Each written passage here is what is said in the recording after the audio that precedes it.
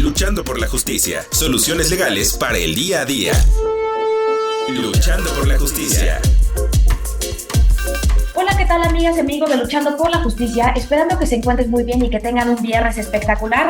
Yo soy Jessica Torres y nos escuchamos a través de Ciudadana 660, todas las voces del Instituto Mexicano de la Radio. Invitarles, como cada viernes, a escuchar el contenido de este programa, así como diversa información que tenemos disponible para todas y todos ustedes en las páginas oficiales del Instituto Mexicano de la Radio, asimismo de diverso contenido que no solamente se escucha a través de la radio tradicional, sino también a través de diversas plataformas digitales. Y el día de hoy tenemos a un querido invitado, quien es abogado y maestro en Derecho Constitucional y Derechos Humanos. Él se llama Jesús Cadena, actualmente colabora para la Escuela Judicial Electoral del Poder Judicial de la Federación, cuenta con una maestría también en Derecho Electoral por el Tribunal Electoral del Poder Judicial de la Federación. Es catedrático para la Universidad Nacional Autónoma de México. Querido Jesús Cadena, bienvenido a Luchando por la Justicia de Limer Radio. Muchas gracias, estimada Jessica, por la invitación. Saludo con mucho gusto a todos tus radioescuchas y pues aquí estoy a tus órdenes para lo que podamos platicar, conversar, reflexionar. Muchas gracias a ti por apoyarnos aquí en la radio pública y quisiera que nos platicaras sobre este tema que encontramos de forma constante. ¿Por qué? Porque recientemente supimos que a un mexicano lo extraditaron para Estados Unidos por diversos delitos. Sin embargo, se habló mucho que no habían promovido sus abogados el juicio de amparo y que no habían hecho estos mecanismos de defensa. Sin embargo, nosotros, a los ciudadanos y a la ciudadanía en general, pues no nos queda claro qué es el juicio de amparo, de qué va, quién lo puede presentar. Nos han dicho que el amparo directo, el amparo indirecto, pero vaya, no tenemos nociones de qué es este juicio. Lo podemos presentar nosotros. Platícanos desde el principio. Muy bien, mira, es un tema pues bastante interesante. Yo creo que también es un tópico que le debe de interesar a toda la ciudadanía y me gustaría comenzar con un pequeño antecedente reciente que fue una reforma constitucional de 6 de junio del 2011. ¿Por qué esta reforma es relevante? Porque impactó precisamente en este mecanismo denominado el juicio de amparo. Y lo que buscó la reforma, a grandes rasgos, fue modernizar el mecanismo. Precisamente que cualquier ciudadana, cualquier ciudadano que resienta la afectación en sus derechos humanos, estos derechos que pueden estar reconocidos en la Constitución o también en un instrumento internacional, pues sean objeto de defensa a través del amparo. Lo interesante, Jess, es que el amparo hoy se ha vuelto en el principal instrumento que tienen las personas para ir a reclamar la violación o la actuación arbitraria de cualquier tipo de autoridad. Se abren las puertas del amparo para que se tutele cualquier tipo de derechos, desde los derechos de libertad, como la libertad personal, la libertad de tránsito, el principio de igualdad, hasta ahora derechos que se han conocido como difusos o derechos colectivos que le pertenecen a toda la sociedad, como el medio ambiente, el acceso al agua, la vivienda digna, el derecho a la educación, etc. Todos estos derechos que tienen un marco de protección constitucional y que también están reconocidos en el derecho internacional de los derechos humanos. Esta reforma es interesante, creo que toda la ciudadanía la debería de conocer porque buscó precisamente efectivizar al amparo, agilizarlo, que se vuelva en un mecanismo, digamos, sencillo, eficaz, que lo puedas promover incluso sin necesidad de estar asesorado por un abogado o una abogada, en la que cualquier ciudadano que vaya al Poder Judicial de la Federación, que es el órgano competente para resolver estos conflictos a través del amparo, pueda a través de un lenguaje sencillo, un lenguaje ciudadano, responderle a la ciudadanía sobre las violaciones a sus derechos. Y ahorita que hablas de este punto, quisiera preguntarte, nos dices que cualquier persona lo puede promover, entendemos entonces que no es necesario tener esta licencia en derecho como abogado para poder promoverlo, es decir, entendemos que lo podemos presentar nosotros por propio derecho, de manera automática, autónoma, por así decirlo, y nos comentas que se puede presentar dentro del Poder Judicial, pero este Poder Judicial, ¿a qué se refiere? O sea, puede ser juzgados, tribunales, ¿en dónde se promueve? Sí, mira, la primera pregunta es bastante interesante porque yo te diría, sí, cualquier persona lo puede promover de manera totalmente autónoma por su propio derecho,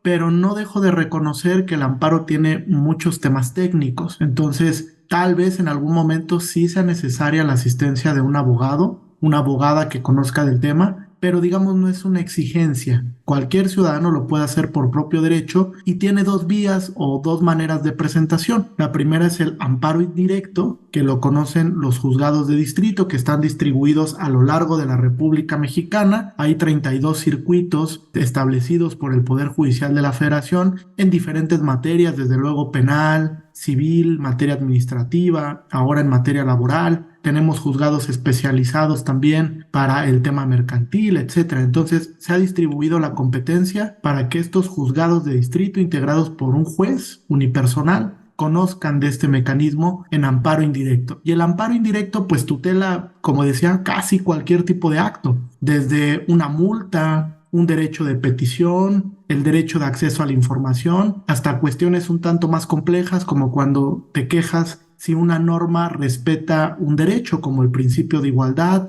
o si la norma es compatible con la dignidad humana, o sea, temas un poco más técnicos. La apertura al amparo indirecto pues es muy amplia. Y por otro lado tenemos el amparo directo, que en su competencia originaria es conocido por los llamados tribunales colegiados de circuito, que están integrados por 3 magistraturas, 3 magistrados y magistradas, y operan en la misma dinámica que los juzgados de distrito, es decir, están en todas las entidades de la República Mexicana, en materias especializadas también, se integran por órganos especializados que conocen ya de temas judiciales, es decir, cuando me voy a quejar de una sentencia, me voy a quejar de un laudo, ahora también en materia laboral, esta transición interesante que tenemos para los tribunales laborales, o también una resolución emitida por un órgano judicial que puede dar por concluido un proceso en materia familiar, igual, civil, mercantil, etc. Entonces, los tribunales colegiados conocen de este mecanismo por una competencia originaria y excepcionalmente la Suprema Corte de Justicia de la Nación, que tiene su sede en la Ciudad de México, en Pino Suárez número 2,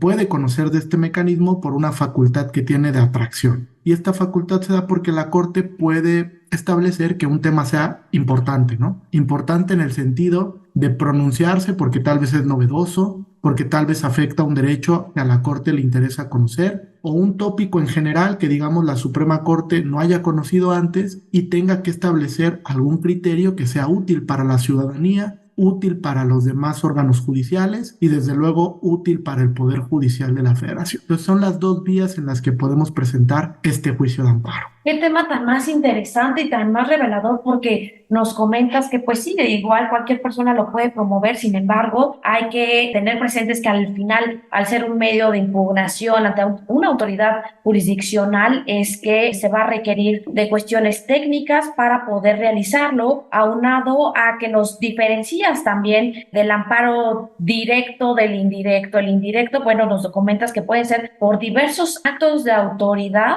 y que se presenta ante los juzgados a nivel nacional que se encuentran en toda la República. También el tema del amparo directo, pues que nos explicas que estos se van a promover ante los tribunales colegiados y diferentes acciones. Pero, por ejemplo, nos platicabas que el amparo indirecto, que es el más amplio, el más completo. Luego escuchamos que hay diversos tribunales, incluso competentes en materia de justicia administrativa o fiscal. ¿Cómo se puede distinguir ante quién promoverlo? ¿Cómo se distribuyen las materias, los temas, o esto como le llaman las competencias para atenderlo? Fíjate, aquí podría poner un ejemplo bastante sencillo, común, que entienda la mayoría de tus radioescuchas, y es una multa de tránsito. Si te imponen una multa de tránsito, digamos que tu lógica, si es que estás inconforme con el contenido, pues es dependiendo si te la impuso una autoridad local, de una entidad federativa o una autoridad federal, la primera instancia que tú tendrías que agotar, que acudir, pues sería el Tribunal de Justicia Administrativa, porque es una instancia ordinaria que se dedica precisamente a revisar ese tipo de actos, como pueden ser sanciones, multas, revisiones por parte de la autoridad fiscal y administrativa, etcétera. Y una vez que agotaste la instancia, es decir, que fuiste a la justicia ordinaria y no obtuviste la respuesta que tú querías, te activa la procedencia del amparo. Ya podrías acudir a un mecanismo de control como el amparo, ya sea en amparo indirecto o en amparo directo, dependiendo el acto que tú vayas a impugnar. Si lo que vas a impugnar es la sentencia del Tribunal de Justicia Administrativa, pues la vía es el amparo directo. Pero si lo que vas a impugnar, por ejemplo, es un acto que sucedió durante la secuela del proceso ante el Tribunal de Justicia Administrativa, como puede ser, no me admitieron una prueba. O, por ejemplo, durante la secuela procesal, la autoridad administrativa judicial me fijó una multa. O yo pedí una suspensión del acto y no me la concedió. Ese tipo de actos se pueden impugnar a través del amparo indirecto. Aquí, digamos que el principal elemento es que debes de agotar un principio que se llama definitividad. ¿Qué implica esto? Que como el amparo es un mecanismo extraordinario, es decir, ya fuiste a la justicia ordinaria, ante el juez penal, ante el juez civil, administrativo, ante el juez de familia, y no obtuviste la respuesta que querías, entonces en ese momento se abre la procedencia del amparo y ya podrías tú impugnar ante un juzgado de distrito, ante un tribunal colegiado o excepcionalmente ante la Suprema Corte ese tipo de acto judicial, si no es que no estás de acuerdo con el contenido o no estás de acuerdo con lo que te respondió la autoridad. Ahora, hay un punto también interesante que son las omisiones. Una omisión, cuando tú vas con una autoridad y no te contesta, no necesitas agotar necesariamente el recurso ordinario, porque ahí se activa una excepción a este principio. La autoridad judicial federal puede conocer de esa impugnación sin necesidad de que tú hayas agotado la instancia, es decir, de que hayas ido a la justicia común y después al amparo. Es una de las excepciones, entre otras, que se prevé a este principio de definitividad, que lo que hace es situar al amparo como un mecanismo final, por así decirlo, al que puede acudir cualquier ciudadano, cualquier ciudadana para reclamar esas violaciones a derechos fundamentales. Pues qué tema tan más podría parecer engorroso, pero bien nos explicas, querido Jesús, que se deben de agotar las instancias previas, es decir, agotar a la justicia local para poder transitar a este modelo de justicia federal por parte del Poder Judicial, llámese a través de los tribunales o de los juzgados. Ahorita que regresemos de una breve pausa, quisiera que nos explicaras también de qué va este caso de excepción, en el cual no es necesario agotar la justicia local o la justicia interna de cada entidad federativa. No le cambien y regresamos en breve. Estamos con Jesús Cadena platicando sobre el juicio de amparo. Regresamos en breve. Luchando por la justicia, para fortalecer tu conocimiento y que las diferencias individuales no sean argumento para justificar la desigualdad, el maltrato o la discriminación. En un momento regresamos, Luchando por la justicia. En un momento regresamos, Luchando por la justicia. En un momento regresamos, Luchando por la justicia. Continuamos, Luchando por la justicia. Amigas y amigos de Luchando por la Justicia, ya regresamos de una breve pausa aquí en el Instituto Mexicano de la Radio, y platicando en esta primera parte del programa les platicaba que tenemos como invitado a nuestro querido amigo, abogado y maestro en Derecho, Jesús Cadena, quien es experto en temas de justicia constitucional, de materia de amparo, y nos estaba explicando en este primer bloque sobre las diferencias entre el juicio de amparo directo, el indirecto, ante qué instancias se pueden presentar. Antes de la pausa nos explicaba que si bien se debe de agotar ante las autoridades locales, jurisdiccionales, los mecanismos de defensa, lo cierto es que también nos explicabas que hay casos de excepción para irnos directamente a la justicia federal. ¿De qué va esta excepción? ¿Para qué casos es aplicable? Mira, es un tema tanto técnico, pero lo puedo poner en la mesa a través de dos ejemplos que creo que cualquier persona pudiese entender. El primero, Jess, va un poco enfocado hacia algo que en el amparo se llama la suspensión del acto. Tal vez a cualquier ciudadano le ha pasado que lee una noticia en un periódico, en la televisión, en las redes sociales, y de repente lee que un periodista dice: a fulanito de tal le concedieron el amparo y protección. En realidad está hablando de un mecanismo que opera al interior del amparo que se llama la suspensión del acto reclamado, que es como un microanálisis donde el juez analiza el acto que estás impugnando de autoridad y verifica si ese acto no cumple con los estándares constitucionales, es decir, si ese acto viola la Constitución, te violó un derecho que está reconocido en un tratado, como los derechos de las personas con discapacidad, por poner un ejemplo. Entonces, desde que tú presentes la demanda, te va a conceder la suspensión. ¿A qué va esto? A que si en la justicia ordinaria no encuentras tú ese mecanismo, es decir, la justicia ordinaria no prevé la posibilidad de suspender el acto, entonces la ley de amparo dice que en materia administrativa tú vas a impugnar una multa y el mecanismo ante el Tribunal de Justicia Administrativa no prevé la suspensión o pone mayores requisitos que los previstos en la ley de amparo, te saltas la definitividad, es decir, no agotas el recurso ordinario y puedes acudir directamente al amparo indirecto, que sería la vía por la que pudiese reclamar ese acto. Otro ejemplo que te podría poner es el amparo contra normas, donde si por ejemplo el ciudadano, además de impugnar un derecho de petición o impugnar la omisión de que no le dieron contestación al ejercicio acceso a la información, y además de cuestionar ese acto, cuestiona la norma que regula el ejercicio de ese derecho, entonces puede acudir directo al amparo indirecto sin necesidad de agotar el recurso ordinario. Sería otro ejemplo también para saltar la definitividad. Uno lo puse en el segmento anterior, que era la omisión, y otra excepción que yo siempre he sostenido es muy interesante porque viene desde el derecho internacional de los derechos humanos, es cuando el recurso es ineficaz. Imagínate que obliguen a un ciudadano a ir a un recurso donde no va a obtener ninguna respuesta, donde claramente el recurso no opera, tarda mucho tiempo en resolverse, pues obviamente no lo tienes que agotar. Puedes ir directamente al juicio de amparo para impugnar ese acto de autoridad. Uno más es cuando el recurso es optativo, es decir, cuando la ley te dice puedes o no agotarlo, si quieres lo agotas, si no te vas al amparo.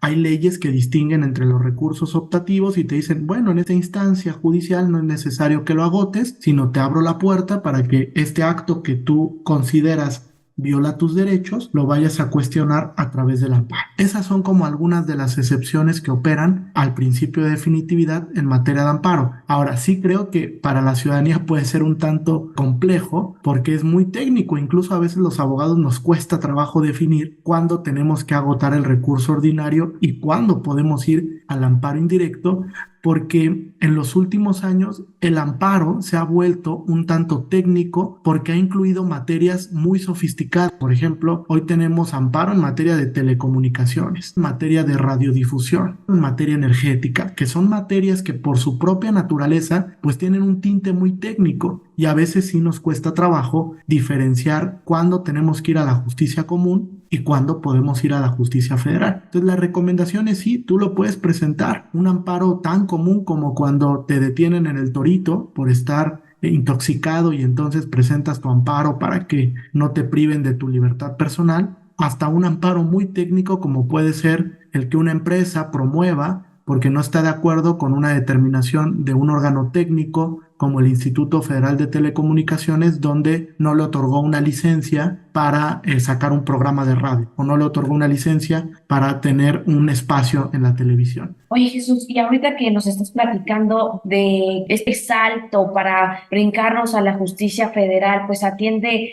a un tema de necesidad, de urgencia, por lo que nos dejas ver en materia de derechos humanos y también de derechos de otras autoridades que podrían tener, no sé si exactamente derechos, búsqueda de oportunidades, de atribuciones para ejercer el ejercicio de sus funciones.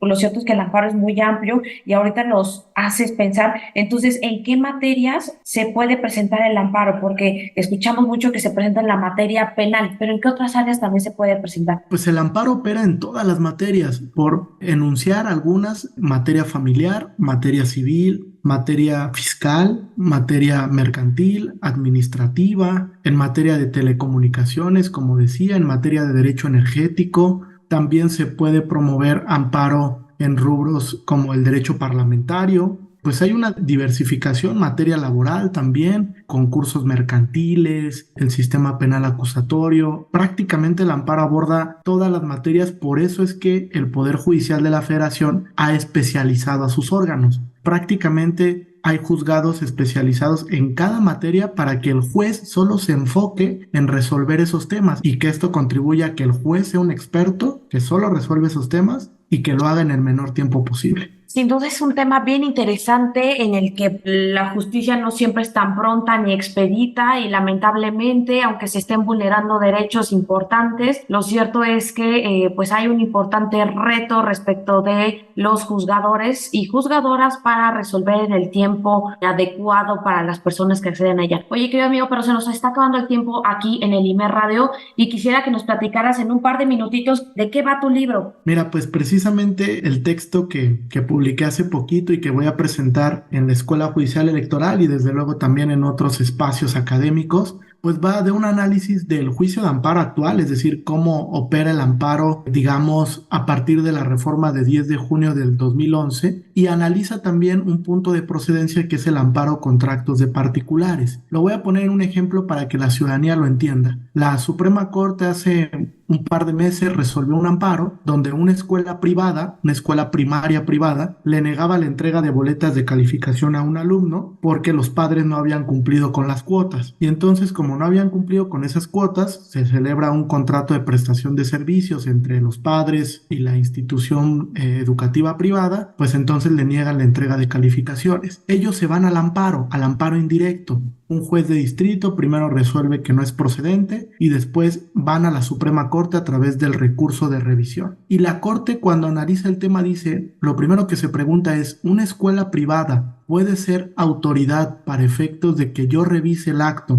a través del amparo? Y contesta, sí es posible. Y contesta si es posible porque establece que esta escuela privada pues actuó de manera arbitraria, unilateral, que decidió no otorgarle las boletas de calificaciones a los padres por una supuesta ausencia de pago, pero en realidad lo que estaba vulnerando era el derecho a la educación del niño. Y ahí hay un principio muy interesante que es el interés superior de la niñez. Entonces la Suprema Corte determina que sí es autoridad, que sí procede el amparo, y en el fondo, cuando analiza la violación al derecho de acceso a la educación, pues le da la razón a los padres. Entonces es muy interesante aquí porque si se dan cuenta, ahora el amparo no solo procede contra actos del Estado, sino que también puede proceder el amparo contra personas jurídicas o personas físicas que realicen actos equivalentes a los de una autoridad. Por ejemplo, a través de las concesiones que tenemos en temas de grúas, de fotomultas, de parquímetros, de educación, de acceso a la salud, donde también hay hospitales privados, etcétera. Todo eso que originalmente le tocaba al Estado, pero decide cedérselo a un particular porque pues no se puede hacer cargo de todo, también puede ser impugnable a través del amparo. Entonces el libro analiza eso. ¿Cuál es la posibilidad para que una persona, a través del amparo, reclame una violación a sus derechos por otro particular? Pues este último punto me parece muy importante y sin duda ya habrá oportunidad para que nos platiques.